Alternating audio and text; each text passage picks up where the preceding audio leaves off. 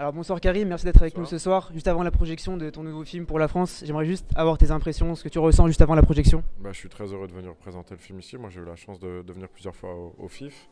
Et je trouve que c'est un lieu voilà, sur lequel c'est un vrai festival tourné vers le public. Et je trouve qu'il n'y a pas plus beau que ça d'être tourné vers le public quand on a un festival. Et je trouve qu'il y a une organisation et que ça fait vivre le cinéma francophone. Et je trouve ça très beau justement de voir des salles pleines. Même là, on est en cérémonie de clôture et d'avoir la chance de venir de présenter un film qui me tient à cœur. Je suis ravi. C'est un film, moi, qui me tient à cœur parce que je trouve qu'il montre quelque chose sur les classes populaires, le combat moral et philosophique, comme une chose importante. Et je trouve qu'on résume souvent le sentiment populaire à des actes de violence, et on oublie souvent que les grands progrès sociaux ont été faits par des mouvements justement populaires et des mouvements des classes sociales populaires. Et je trouve ce film très beau, et que c'est un film aussi qui présente une perspective française à travers le monde, puisqu'il se passe sur 3 continents, et je trouvais ça super de venir le présenter ici. Et comme moi là je sors de tournage, et ça me tenait à cœur d'être ici au FIF. Vraiment, c'est un festival que j'aime beaucoup. C'est un film qui se passe sur 3 continents, qui raconte une histoire française et une histoire universelle, et que, comme je le disais précédemment, qu'il offre pour moi quelque chose de véritable, le sentiment aux classes sociales populaires, le sentiment moral et philosophique. Et c'est quelque chose qu'on ne voit pas tout le temps dans le cinéma, alors que c'est quelque chose qui me semble vrai dans la société actuelle. Bonjour à toutes et à tous, bienvenue sur Movie and Love, un espace pour tous les amoureux de cinéma. Aujourd'hui, on est au Festival international du film francophone de Namur et nous recevons Rachid Ami, Loubna Azabal et Chahine Boumediene qui vont venir nous parler de leur nouveau film pour la France. Alors bon visionnage à tous, et n'oubliez jamais, les films, quand on en parle c'est bien, mais quand on les aime c'est mieux. Bonjour Madame Saïdi, toutes mes condoléances. Il est évident que la mort d'Aïssa aurait pu être évitée. C'est un bahutage bien mal tourné. Saint-Cyr, l'armée et le système, ils sont tout aussi responsables du décès d'Aïssa. Ils l'ont buté, maintenant il faut qu'ils assument. Faut qu'ils lui rendent les honneurs. Vous appelez ça une erreur? J'appelle ça une faute. On sait tous que c'est à cause de votre bizutage de merde que mon frère est mort. Bonjour, je suis Rachid Ami, réalisateur du film. Bonjour, moi c'est Chahine Boumediene, comédien qui interprète Aïssa dans le film. Et bonjour, moi c'est Loubna Azabal et je joue la maman de Aïssa, entre autres, dans le film. Quelle est la jeunesse du projet ? La genèse du projet, c'est que je voulais raconter l'histoire de mon petit frère Jalal, qui avait perdu la vie à Saint-Cyr. Et je voulais le faire d'une manière qui était fidèle à l'histoire, à son histoire. Et en même temps, je voulais décrire un monde que j'ai vu de l'intérieur, qui était celui de l'armée française et de Saint-Cyr, sans tomber dans les clichés, de manière assez nuancée, aussi bien sur les personnages de la famille Saïdi que sur l'armée française. Je voulais vraiment essayer d'apporter un regard un peu de l'intérieur de cette aventure-là, même si elle a été tragique. J'avais à cœur de perpétuer le message de mon frère, quelque part. Et je pense que lui, c'est un exemple d'intégration républicaine réussie, d'un garçon qui était réfugié, qui était immigré, algérien, musulman, et pourtant il a fait des études brillantes à Sciences Po, il a fait des études brillantes à Taïda, à Taïwan, et il était aussi patriote, et il voulait protéger une idée de ce qu'était la République française. Et c'est aussi l'histoire d'une intégration réussie qui refuse l'assimilation et qui n'oublie pas d'où elle vient. Et c'est pour ces raisons-là que je voulais vraiment porter ce film. Quel type d'acteur tu as recherché ? Pour être honnête, j'ai pas fait de casting. Je pense qu'ils vous raconteront tous la même histoire. C'est que souvent, moi, quand j'aborde un film, j'ai envie de travailler avec certaines personnes et je les rencontre. Et on se rencontre, et si le désir il est commun, s'ils ont envie de travailler avec moi, si on a la volonté de créer le même personnage, de raconter la même histoire, alors on se retrouve sur le plateau quelques mois plus tard. C'est comme ça que ça s'est passé pour Chahine comme pour Loubna. Pour ma part, on s'est retrouvés sur une terrasse de restaurant, on a mangé ensemble, on a discuté de plein de choses, que ce soit du cinéma ou non, surtout pas du cinéma d'ailleurs. Et il m'a touché quelques mots sur l'histoire qu'il voulait qu'on partage, mais sans trop en dire. Et à la fin de ce repas, il m'a dit voilà, je t'envoie des choses à lire sur le projet, et puis si ça te plaît, on continue l'aventure ensemble. Donc je me suis pressé de lire ça, et ensuite on a très vite repris contact pour continuer ce processus avant le tournage. Alors moi c'était dans un café en face de la gare du Nord, juste avant de prendre mon train pour Bruxelles. Voilà, et à peu près comme Shine, on a discuté. Mais je pense qu'il y a aussi le contact humain avec Rachid qui est important. Enfin voilà, il y a quelque chose qui doit aussi passer dans le spirit, quoi, j'ai envie de dire. Voilà, et donc il y a ça, et puis évidemment il m'a un peu parlé du projet. Et ne pouvait pas rester insensible, quoi. Et j'avais envie de travailler avec Rachid, voilà. J'avais déjà vu son premier film, et puis voilà, j'avais très envie d'aller plus loin avec lui. Le film traite de deuil, de recherche de vérité. Je voulais savoir, selon vous, interprète, comment vous ressentez les personnages, comment ils traversent toutes ces épreuves durant le film. Alors moi j'ai surtout la partie d'avant à jouer, donc je suis un peu au milieu de tout ça, au milieu de ces enfants qu'on retrouve en Algérie, et puis ensuite de la partie à Paris. Donc moi j'ai juste essayé de vivre le personnage le plus juste possible. On a beaucoup travaillé à Taïwan, surtout pour ma part. Donc voilà, il s'agissait d'être le plus droit dans le personnage. C'est quelqu'un d'assez carré, d'assez droit, déterminé, qui sait ce qu'il veut, qui aime la justice. Donc on a travaillé dans cette direction. Je vais pas être originale, c'est à peu près pareil. Non, mais c'est très compliqué en fait d'expliquer comment. On a beaucoup parlé avec Rachid déjà, énormément. Et puis moi j'ai essayé tout simplement d'être le plus humblement possible, d'incarner cette mère qui perd un fils. C'est quand même. Enfin voilà. D'être le plus authentique possible, et Rachid c'est un vrai capitaine de bateau, quoi. Donc c'est quelqu'un, moi je me suis reposée continuellement pratiquement sur lui, sur son regard, et il pousse ses acteurs jusqu'au bout, jusqu'à la fatigue, jusqu'à l'épuisement, mais pour le bien. Et j'ai adoré ce travail-là avec lui, tout ce processus. Donc je n'ai fait qu'être je ne sais pas si c'est le bon terme, mais un soldat, voilà, et au service de. Mais oui, et puis on parlait cinéma, donc je n'allais pas trop dans le domaine non plus super intime, quoi, parce que il y avait besoin, même je n'ai jamais même rencontré, à un moment même vu une photo, donc on n'a même jamais parlé de. J'essaie juste d'incarner une mère, donc mais d'incarner Nadia, ce personnage de Nadia, avec le rapport qu'elle a avec ses deux fistons.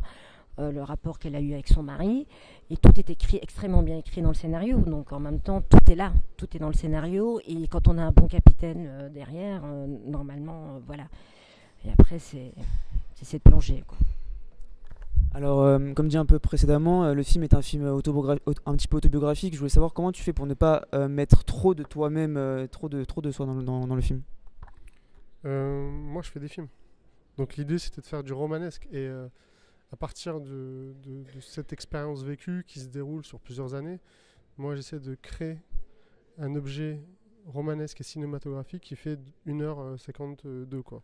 Voilà. Donc ce qui m'importe, c'est vraiment la sincérité des sentiments qu'on partage avec le public, et aussi une volonté de ne pas faire un film sentimentaliste, de ne pas faire un film romantique, et de ne pas faire un film hagiographique.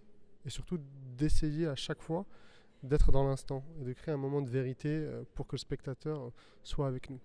Donc c'était vraiment une démarche de cinéma à chaque instant, parce que la démarche, on va dire autobiographique, elle est dans ma façon, moi, d'aborder ma vie. C'est-à-dire, si j'ai choisi d'être réalisateur, c'est pour raconter des histoires, et donc de transformer cette réalité, quelle qu'elle soit d'ailleurs, en cinéma. Et donc c'est un peu le parcours qu'on a choisi. C'est pour ça qu'avec aussi bien avec Shaheen qu'avec Lubna, je pense qu'on n'a jamais parlé de mon frère ou de ma mère. C'était vraiment pas important. Moi, je suis là pour faire un film, et eux sont les personnages, eux sont les acteurs, et on a cherché entre leur vérité à eux, leur sincérité, et ce que nous avions à trouver dans les scènes, cet équilibre-là. Et c'était vraiment une quête ensemble de vérité. Et c'était notre vérité à nous, et pas la vérité de ce que j'ai vécu. Jamais.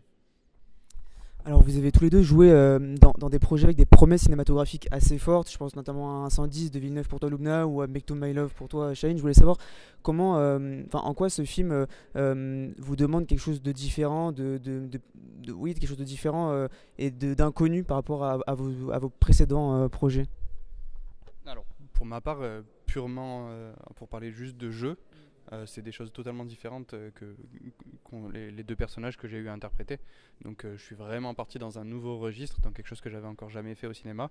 Et que ce soit par la langue, on allait travailler l'anglais, le mandarin pour et puis juste tourner dans un pays qu'on ne connaît pas. Donc ce temps-là qu'on a à s'imprégner d'une culture et pour ensuite être le plus juste, parce que je joue un personnage qui reçoit son frère et donc c'est pas lui qui découvre le pays à ce moment-là. Donc ça a été aussi un travail que j'ai apprécié faire avec Rachid qui lui connaît bien Taïwan et qui a su me transmettre toute cette culture. Et puis oui, un personnage complètement différent de ce que j'ai pu jouer dans Make to My Love, et c'est aussi pour ça que je fais du cinéma, pour découvrir des choses complètement différentes et essayer de les interpréter le mieux possible. Je vais être court parce que je me dis que chaque film c'est une plongée différente. De toute façon, chaque film, avant de démarrer un tournage, on remet les compteurs à zéro et on replonge différemment dans une autre histoire et on nage dans une autre mer avec un autre capitaine et on est embarqué dans un autre voyage. Donc chaque film, on l'appréhende d'une façon neuve à chaque fois. Sinon, j'ai l'impression qu'on fait tous à chaque fois des personnages différents.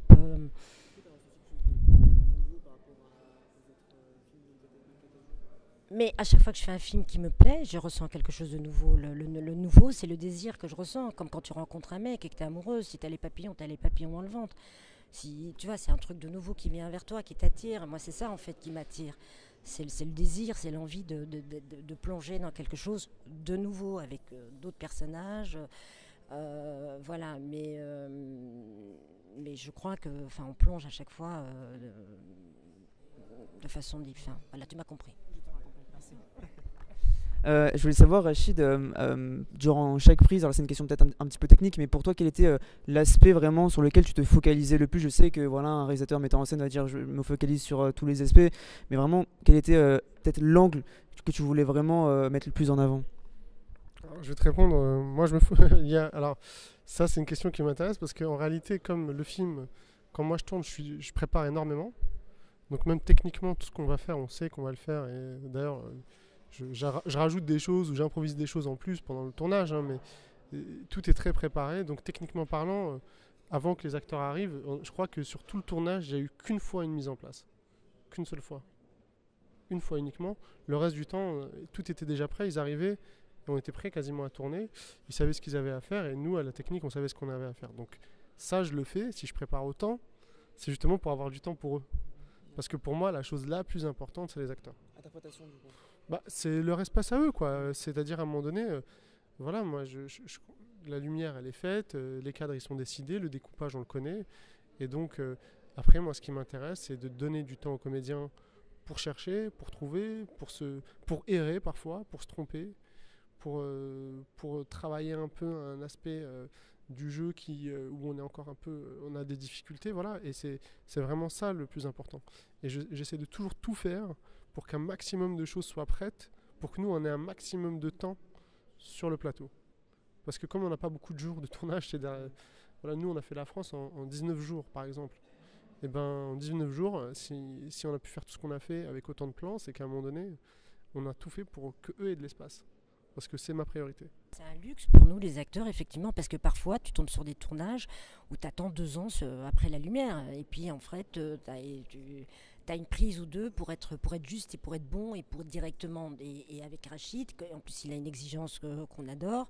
On avait le temps vraiment, il reprenait, vraiment tu nous poussais, oui, il fait travailler ses acteurs parce que c'est important pour lui, la justesse, moi c'était vraiment sur mon phrasé, il reprenait tout le temps, chacun voilà, mais du coup pour nous les acteurs c'est aussi kiffant, on reste pas dans la frustration de quelque chose, on se dit merde j'aurais pu aller plus loin là-dedans, il nous laisse cette possibilité d'explorer à fond nos personnages quoi. Quelle est selon vous la séquence qui vous touche le plus particulièrement? Moi j'ai vécu quelque chose de très fort sur ce film, c'est que je suis dans un tiers du film, dans une partie bien précise, et pourtant je suis présent dans beaucoup d'autres. Donc moi j'ai pas toutes ces scènes là de réunion familiale autour d'un sujet auquel mon personnage est au centre, je l'ai découvert en voyant le film. Et j'ai adoré faire partie du projet tout en découvrant une grosse partie et en voyant mes camarades de jeu qui forment ma famille jouer de cette manière autour de cette situation. Donc moi c'est vraiment ces scènes familiales qui m'ont marqué parce que c'est des acteurs hyper talentueux, même si j'ai pas besoin de le dire, on le sait très bien, qui joue merveilleusement bien à ce moment-là. Et j'ai envie de le revoir, en fait, je crois. Ça y est, j'ai fini. Ah, t'as fini. Les séquences qui te touchent vraiment personnellement, profondément. Elles m'ont toutes touchée très personnellement parce que c'est un personnage, Nadia, où il n'y avait pas une scène où on était dans la grosse rigolade. Enfin, c'était à chaque fois quelque chose d'extrêmement touchant. Mais le souvenir que j'ai de plus poétique et de plus beau, c'est ceux avec les petits gamins. Parce qu'ils sont juste magnifiques. Ils n'ont jamais fait de cinoche avant, c'est ça ? Ils n'ont jamais fait de cinéma. Ils sont éclatants de vérité, de justesse et de... Enfin voilà, moi ils m'ont vraiment ému dans ce qu'ils ont délivré dans le film et je leur dis, je leur tire mon chapeau quoi, parce que c'était pas facile ce qu'ils avaient à faire. Donc eux voilà, je garde un souvenir de maman touchée quand je les voyais. Voilà.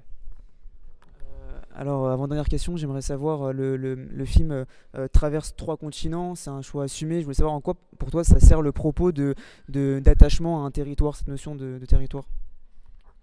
Pour moi, il y avait 2 choses. Alors, je vais commencer par la question qui est la plus importante à mes yeux, qui est la question dramaturgique et la question de cinéma. C'est-à-dire, je voulais vraiment offrir une odyssée aux spectateurs et je voulais aussi changer le genre. C'est-à-dire, quand on fait un genre là-dessus, sur ce type de film, on s'attend à ce qu'il y ait une confrontation stérile entre l'armée française et la famille Saïdi, par exemple, que le film soit centré sur des questions politiques seulement, alors que la politique... Pour moi, ce n'est pas une question de discours, mais c'est une question de représentation. Et donc, quand je décide d'emmener le film dans l'enfance en Algérie, je raconte quand même une famille musulmane, algérienne en proie avec l'islamisme, qui est une question contemporaine, et qu'eux ont vécu dans leur enfance. Et je raconte aussi une histoire d'exil, et donc ça, c'était important pour moi. Il y avait la partie après à Taïwan, où, si vous voulez, en un seul plan, je pouvais briser tous les clichés sur les Arabes, sur les banlieusards, sur les musulmans. Et c'était, quand je fais parler à Issa un mot de mandarin, j'ai détruit 20 ans de clichés. Et donc, quand je l'emmène dans un autre territoire et je l'inscris là-bas, je casse encore des clichés. Et je fais ça en fait tout le temps. Et dramaturgiquement, ça permettait aussi d'explorer les personnages et pas se tromper dans le film. C'est-à-dire, le film, il n'est pas là pour raconter... pas pour raconter, mais pour faire... parce que la presse dit, il y a l'affaire Jalal Ami, il était là, il est mort, bon, il y a un problème, c'est l'armée, le bizutage, qu'est-ce que c'est, tout ça. Nous, le film, il raconte qui sont ces gens-là. Parce que on parle d'eux, mais on les raconte jamais. Et donc, moi, j'ai fait le choix de les raconter. Et donc, quand j'emmène Aïssa à Taipei, quand j'emmène Ismaël à Taipei, j'offre une aventure aux spectateurs, je les emmène ailleurs. Et je les sors de cette confrontation binaire qu'ils attendent, en fait. Et donc, je leur permets de vivre une histoire qui est de plus en plus humaine et de plus en plus proche de la leur, parce que c'est des personnages qu'ils rencontrent. Donc ça, c'était important pour moi.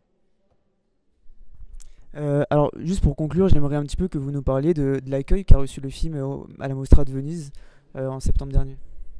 Non, ça c'est pour toi. Bah non. C'est très bien ça. Non, c'est très difficile de... Quand vous l'avez vécu on l'a découvert à Venise déjà, donc c'est une sacrée expérience d'être dans cette belle salle avec autant de monde et de découvrir le film.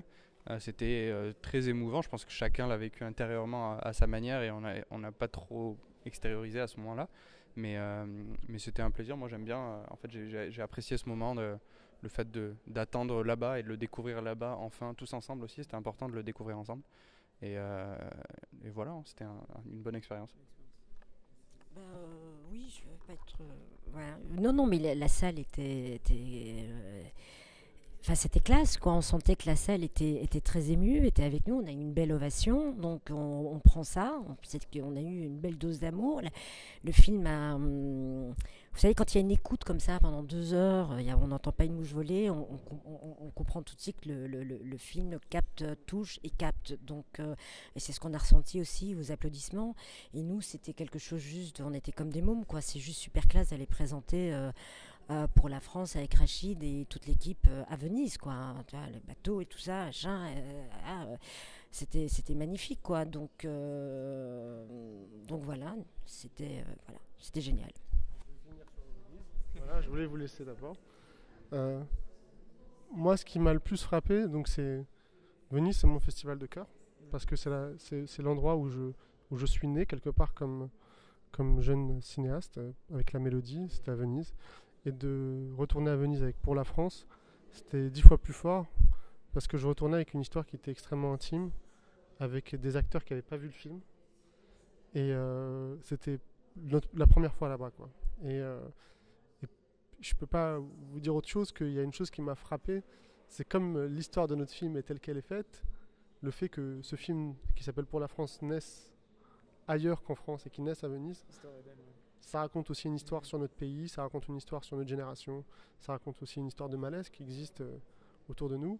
Et comme j'ai toujours dit à Shane, je me suis jamais senti autant français que quand j'étais en dehors de la France, quoi. Et là, je me suis senti très français et très heureux de représenter la France à Venise avec ce film-là.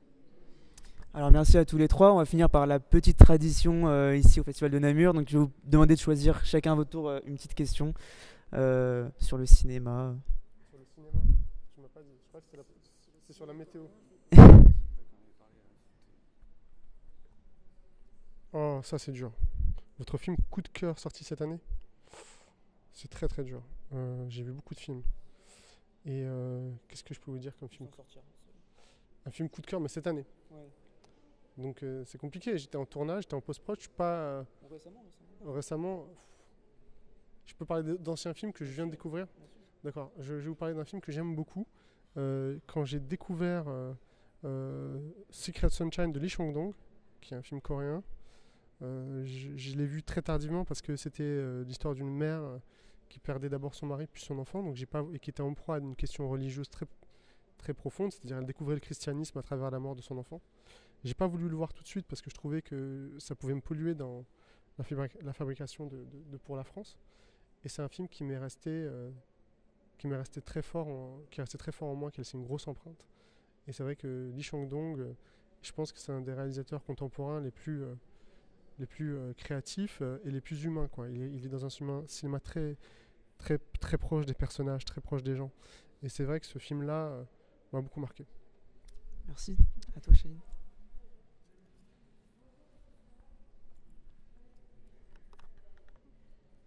Un film qui vous a donné envie de faire du cinéma. Alors moi, je vais pas mentir, je suis arrivé dans le cinéma un peu par erreur, si je puis dire. J'ai croisé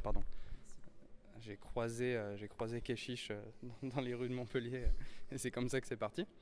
Donc je dirais pas qu'il y a un film qui m'a donné envie de faire du cinéma, mais quand avant de commencer du moins, je me laissais naïvement emporter par les Scorsese. C'est des films qui m'ont marqué, donc je vais parler de ça. Je suis tombée sur la question de dingue. Si je sais. Le nom de votre psychanalyste. Attends, déjà. Attends. Ouais. Tu peux me tenir? Parce que moi, je pas mes lunettes. Attends, ouais, c'est quoi? Lila. Je t'en prie. Lila. L'association réalisateur-comédien la plus improbable selon vous? L'association réalisateur-comédien la plus improbable qui a pas encore eu lieu, qui aurait pas. Eh bien, c'est con parce que j'ai vu pas longtemps. Ben, j'ai déjeuné avec Tony Gatliff avant-hier et je lui parlais de lui et Béatrice Dalle. Il m'a dit non, jamais de la vie, c'est impossible. On va se fracasser la tête. J'ai dit, t'en sais rien parce qu'elle a quelque chose de très gypsy. Il me dit justement, je peux pas. Voilà. Donc, ben oui. Pourtant, ils pourraient très bien fonctionner ensemble, mais ils pourraient, voilà. Sinon, un film, il y a Pleasure que moi j'ai vu cette année qui est super. Tu l'as vu, Pleasure? Il était au festival de Deauville. Oui. Ah non, mais je conseille juste tout le monde d'aller le voir. Pleasure, ce qui explore le milieu du porno aux États-Unis à travers une jeune gamine qui veut en faire son métier. Et c'est une claque dans la gueule, ce film. C'est un film, je crois que c'est un film australien ou non, suédois. Enfin, rien à voir, mais c'est suédois. Et extraordinaire ce film. Extraordinaire, une claque. Je vais voir Pleasure. Et il y a un film que j'ai arrêté à Deauville, c'est After Sun, que j'ai très envie de voir. De Charlotte Wells. Voilà. Merci à tous les trois. Donc le film sort le 15 février prochain. Donc foncez voir ce magnifique film. Merci. Il y a une date avec Shaheen. Voilà, il y aura un concours. Et les spectatrices, il y a une date, un evening, un vrai evening avec Shaheen. Voilà.